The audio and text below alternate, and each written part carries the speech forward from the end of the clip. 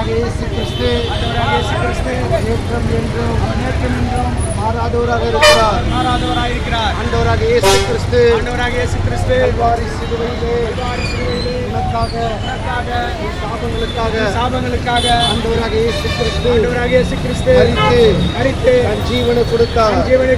இன்றைக்கு உயிரோடு இருக்கிறார். ஆண்டவராகிய இயேசு கிறிஸ்து இந்த வரப்போகிறார்.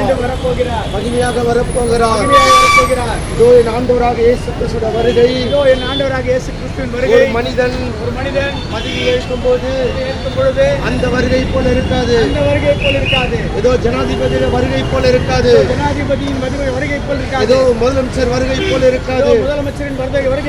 என் ஆண்டவர் இயேசுவின் வருகை மத்திய ஆகாயத்திலே நடுவானத்திலே சும்மா எக்கால சத்தத்தோடு ஆயிரம் தேவதூதர்களோடு மகிமையாக இயேசு கிறிஸ்து வானத்திலிருந்து இறங்கி வருவார்.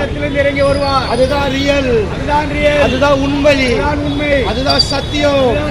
அந்த தேவன், அந்த ராஜாதி ராஜா, அந்த கர்த்தாதி கர்த்தர், அந்த ஆண்டவராகிய இயேசு கிறிஸ்து இந்த பூமியை நியாய தீர்க்கிற நியாயாதிபதியாக ஆண்டவராகிய இயேசு கிறிஸ்து மகிமையாய் தோன்றுவார்.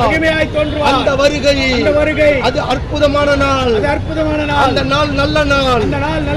மனிதனுக்கு நியாய தீர்ப்பு கொடுக்கிற நாள். எல்லாரும் மனம் திரும்புங்கள்.